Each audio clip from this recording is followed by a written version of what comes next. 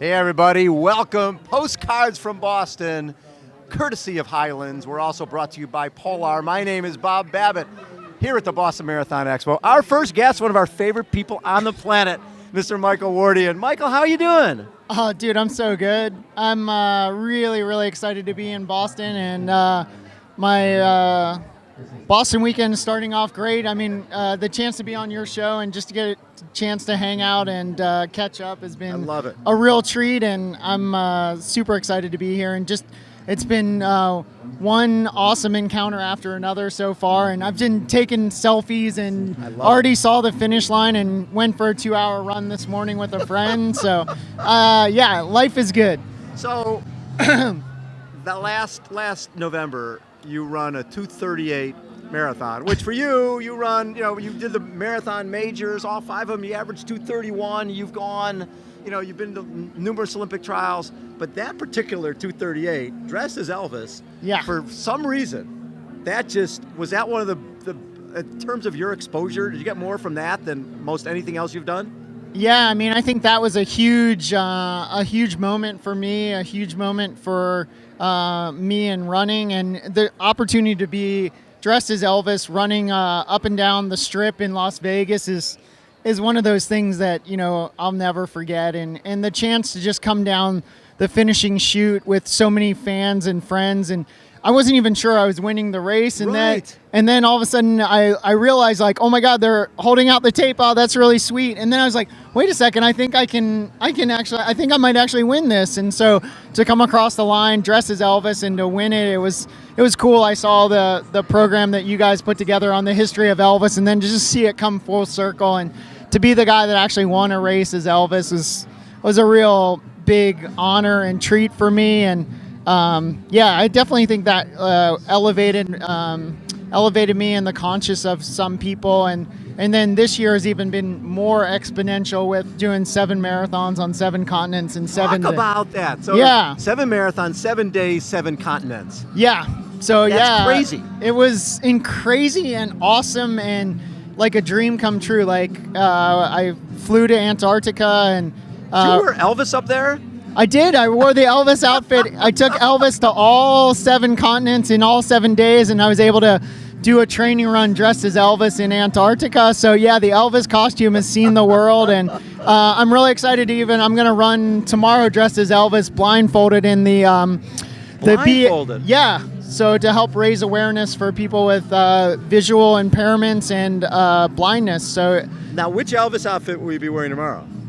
well, so I think I just have got a cool new magenta Elvis outfit maybe over there. Wait a second. Are we Yes. talking? Look at this, baby. This is the new. The new. That's a T-Mobile colors. It is, and T-Mobile is actually one of my sponsors this year, so I'm super excited to get this. And what's that logo there? Oh, that's actually not a sponsor, but just a friend. So yeah. That is very cool. Yeah, so it's very cool. So, but I think I'll probably wear the original. So it'll be my Got white this one. right here. Yeah. Yes. So this one is tried and true. This is a well-dressed runner. If you're going to run a marathon, Yeah. why would you wear shorts and a top when you can dress as Elvis, huh? That's right. And how when you ran, you told me you're about 5 miles into the Vegas race, and all the other guys were like, dude, everybody knows you. Yeah. What was going on? I'm lucky. You said it elevated my profile, but even before that, a lot of people have found what I do interesting, and the amount of races that I do and the diversity of those races, like from, 5Ks blindfolded as Elvis to I just did the Barclays Marathon, or at least some of the Barclays Marathon, which is like considered one of the hardest races in the world. Brutal. And I've got trail running, ultra running, marathon running, half marathon running the day after doing 100-milers and stuff. So I think people find that kind of interesting, that I can toggle between roads and trails and long and short, and that I can do that with a full-time job and a family and all those other obligations. Most people look at running and they go, and I'm sure when you're running in high school and running in college, okay, you did a hard workout, you need to recover, you need to do this. When did you realize that, you know what, I'm different I can string together, I can do a lot of racing, Yeah. and it doesn't seem to beat me up. I don't know if it's because I'm mechanically sound or whatever, but mentally and physically, I can handle a bigger load and a bigger racing load than most people. Yeah, I think I actually figured that out pretty early, and it was just because my first year, this is actually my 20th anniversary of my first time running the Boston Marathon. Really? Yeah. But I qualified in 1996 to run Boston. I ran it in 1997, and then I was like, I'm just going to run all the big marathon majors, basically, in the same year, and then I'll be done. And I realized I did 5 races in 4 weeks, and each race I got stronger. And then I did a 50-miler because people said, oh, you can't do that. And I realized very quickly, like, I have the capacity to do this, and I love it. Like, and I think that makes a big difference. Like, just having that kind of threshold for the amount of work that you need to do, and then also the mental fortitude to be able to go out there and not worry about what you did yesterday, but, you know, focus on the task at hand and then try to get it done. I've covered a lot of running over the years, and guys at that world-class level, there's a point of diminishing return sometimes where you can look into their eyes before a race. I remember looking at Rob DiCostello before a marathon, and he'd been, I don't know if he'd done 15 or 20 marathons, but you knew mentally he knew what was in front of him. Right? And you could sort of tell he didn't really want to be there anymore. Right? Have you had those moments where you're running so many marathons where it's like, I mean, this is your passion. Right. Has it gotten to the point where you're going, I don't know if I want to do this today? Never. No. I love that. Never. No. Like, I always love it. I always like, I was telling my friend Michelle this morning, it's like, I love all aspects of it. I love this part of it, like the talking to people. Talking. I love the training. I love figuring out what I want to do. I love the travel planning. I love going to new places, trying new foods, meeting new people, the adventure aspect of it. And then I love towing the line. I love that sense of adrenaline you get right before the gun goes off when you're nervous and you're like, and you're even like, do I have time to go to the bathroom? Do I not have time to go to the bathroom? And you're like trying to make all those calculations. How do I get my one-piece Elvis off and go to the bathroom? Yeah, exactly. Well, I think Misty was nice enough to like make the zipper a little lower in the new one. So so we've you know, I think been problem solving. Yes, exactly. And I think that's what you have to do a lot of times with these things is like it's all about, you know, facing the challenge, and then, you know, you think you might have it figured out, and then something doesn't work, and then what do you do? And that's what I love about it, is it's never the same. Like, as many marathons as you run, or as many times as you do, like, I've run the Boston Marathon so many times, but each time I do it, it's unique and different, totally different. And I'll see something that I hadn't seen before, and meet somebody that I haven't had a chance to see. And so, like, there's something to be said for, you know, just being out there and experiencing it, and I love that part of it. So when you said you did 5 marathon majors in 4 weeks, but then when you're talking about 7 marathons, 7 days, 7 continents. So I think it's actually 6. The World Marathon Majors. Was it now, 6 marathons, 6 days, 6? No, I think the Abbott World Marathon Majors is now 6. They added Tokyo, Boston, London, Berlin, Chicago, and New York. Okay, but last year, a couple of years ago, it was only 5. Now it's 6. Wow, so, what the heck? Yeah. So 6. So, but 7 in 7 days is a different gig. Totally. Getting up every day. It means as soon as you're done with the race, you got to start thinking about recovery for the next day and getting on a plane and traveling. And I didn't really sleep, so that made it really tough. Oh, you didn't? I slept about 16 hours over 7 days. Why? I was just crazy excited from the day before and getting ready for the next day, and then, you know, you're kind of on a plane and it's comfortable, but it's also you're moving around and people are doing their stuff, and so, you know, I think that's something, if I did it again, I could, you know, really improve on, is like getting that kind of good quality, or at least some sleep. Like, that would have been really helpful. What was the coolest part of that trip? Was there a place you ran in that you hadn't been before? Yeah, Antarctica. So that even if the race ended before, like, we even got snowed in or something and it got ruined, like, I was stoked. You're good. Yeah, I was like, this is my 7th continent. I'm like the only guy that's run a marathon on all 7 continents and the North Pole, and won a marathon on all 7 continents. So, like, I was like, after that race in Antarctica, I was like, Wait, so you've won a race on all 7? Yeah. Yeah. Wow. I Nobody won a else has marathon. done that. I don't think anyone else has ever done that. No. That is very cool. Yeah. Yeah. So yeah, it's like one of those things that like I didn't know how it was going to go, and I'd never run that many miles, so that was a big challenge for me. Is like 183.4 miles in 7 days. And then I was so close to 200 miles. I'd never done a 200-mile running week before, and so I was like, "Hey, I'm just gonna, throw on my stuff for a couple extra miles and go out and finish it off." So 200-mile running week. Yeah, I remember there was this adventure racing gal, Robin Benincasa, who had done Ironman. Right. And she was like, she'd finish and she'd go, "If we could just do this again right now." I would own Paul Fraser. I would own it. Do you ever think, like when you went to the Olympic trials, do you ever think, man, I just ran 221. If we can turn around and run back, not one of you guys would be in front of me.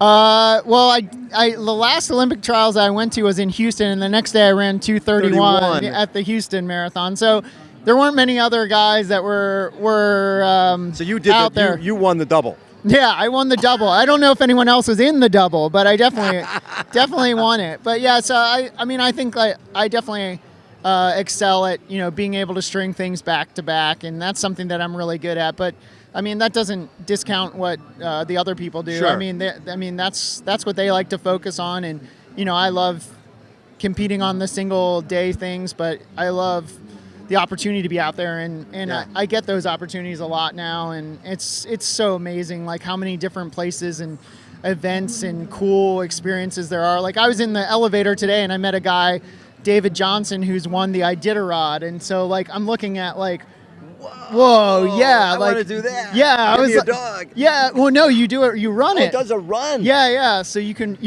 run it, ski it, or bike it, or do dogs. Yeah, exactly. So anyhow, so I was talking to him about that, and like all these experiences are incredible, and I just can't believe how lucky I am to get out there and be able to do it.